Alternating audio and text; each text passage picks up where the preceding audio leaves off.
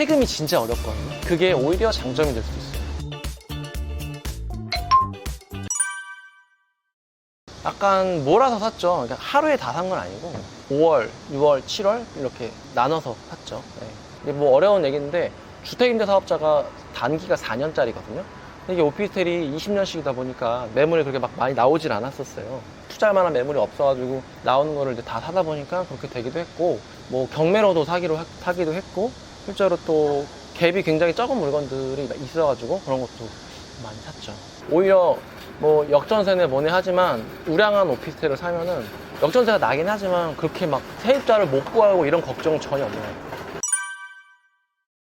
보증금, 전세 보증금은 일단 내려갔어요. 정부에서 그 90% 이내로 들어와야 대출을 해주고 보증보험 한다 해서 내려왔는데, 아이러니하게도 전세를 눌러버리니까 월세가 더 올라버리더라고요. 월세 같은 경우는 15%에서 20% 정도 올랐던 것 같아요. 예를 들면은 이제 당산역 거기는 이제 65만 원 이랬었는데 최근은 85만 원까지도 거래됐다고 하더라고요. 월세가. 청년들 주거비 부담이 상당하구나 느끼기도 해요. 저는 아파트 쪽은 많이 이제 시세 차익이 많이 났잖아요. 더 이상 투자를 하는 건 좀 그렇다라고 생각하고요. 안 좋다라고 생각하고, 왜냐면 너무 많이 올랐기 때문에 앞으로 오를 여지도 없고 한번 떨어지는 걸 봤기 때문에 좀 무섭더라고요. 그리고 전세 투자를 저도 많이 했지만 앞으로는 월세 투자, 수익형 투자로 좀 바꿔야겠다는 생각이 들어요. 한번 이렇게 전세 보증금 내려가고 매매 가격 떨어지는 거 보니까 진짜 좀 살벌하더라고요. 근데 월세 투자자는 그런 게 없잖아요. 보증금 1,000만 원, 2,000만 원 내주고 다음 받으면 되니까 조금 더 편한 투자를 하고 싶어요. 앞으로는 세금이 진짜 어렵거든요. 그게 오히려 장점이 될 수도 있어요. 아무도 그 허점을 잘 몰라요. 저만 아는 거를 저만 이렇게 세금 안 나오는 방향으로 절세를 해서 좀 투자를 할 수 있는 게 좋고, 일단은 주거용으로도 쓸 수 있고 업무용으로도 쓸 수 있다 보니까 주거용으로 전세를 주다가 사무실로 다시 임차를 할 수 있는 거예요. 원룸은 좀 힘들겠지만 예를 들어 3룸 같은 경우는 쪼개가지고 공유 오피스 이런 걸로도 사업화를 시킬 수도 있겠더라고요.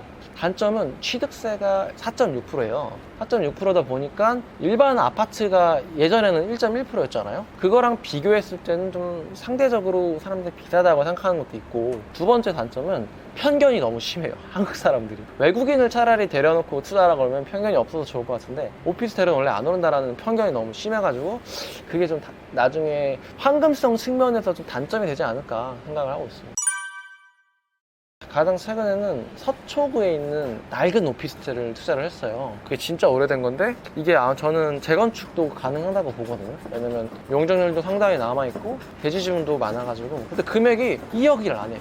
2억도 안 해요. 그렇다고 엄청 작냐 그런 것도 아니고 굉장히 넓은 오피스텔인데 낡았다는 이유만으로 그냥 저평가가 되어 있어서 제 눈에는 좀 미래성이 있다라고 보여서 투자를 하게 됐습니다.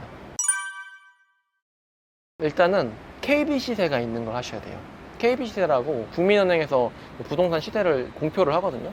그게 가격이 떨어지지 않는 어떤 보증수표 같은 거예요. 특히 임차인들이 전세대출 같은 걸 받을 때 그게 가격 기준이 되거든요. 그래서 임대인도 좋고 임차인도 얼마급 대출이 나올지 예측을 할 수가 있어서 좋고, 임대인도 대출을 받을 때 그거 있고 없고에 따라서 대출되는 금융기관이 많이 달라져요. 무조건 KB 시세가 있는 걸 하셔라. 두 가지로 제가 반박을 할게요. 2006년도부터 2012년도까지 2배가 올랐거든요. 그거는 왜 올랐는지에 대해서 일단 한번 생각을 해보셨으면 좋겠고, 두 번째는 분당 판교가 20% 가까이 올랐어요. 현재 올랐고, 수서에 있는 뭐 오래된 사이럭스라는 오피스텔도 몇 천만 원 올랐어요. 1.5룸이라든가 2룸 이런 것들도 올랐거든요. 또 그런 팩트들은 다 무시하시고 그냥 안 오른다라고만 얘기를 하시더라고요. 그런 것들을 좀 살펴보시고 반박을 하셨으면 좋겠어요. 지방은 서울이 오르고 나서 가도 늦지 않다라고 보는 편이에요. 근데 아이러니하게 수익률이 높은 오피스텔일수록 외곽에 있습니다. 지방이요, 수익률이 8%, 10% 이래요. 그렇다고 거기를 투자해서 시세 차익까지 볼 거냐? 그거는 아직은 아니다라고 봤던 거죠. 거기는 이제 순수하게 월세 차익만 봐야 되는데, 중요한 건 월세를 1,000만 원 1년에 받아서 좋았어요. 시세가 1,000만 원 다시 떨어지면 아무 소용이 없는 거예요. 제일 중요한 거는 앞으로 24년도에 공급량이 줄어들어요. 줄어드는 수준이 아니라 없어요. 두 번째 그 이유가 뭐 PF 대출도 막았지만 건축비도 오르고 부동산 시장이 악화되다 보니까 분양을 안 했던 거예요. 2022년, 23년부터. 그러다 보니까 이제 집이 없어지는 거예요. 앞으로 오피스텔 매매가가 오르고 내리고 이런 걸 떠나서 월세가 엄청나게 많이 오를 거예요. 그 오피스텔을 너무 그렇게 편견을 갖지 마시고 월세가 오르면 자연스럽게 매매가도 오르는 게 당연한 현상이거든요. 저평가를 좀 발견하셨으면 좋겠다라고 말씀드리고 싶습니다.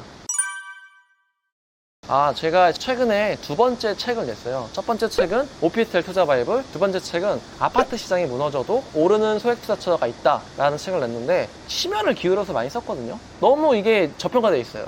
그래서 많이들 좀 봐주셨으면 좋겠습니다. 네, 감사합니다.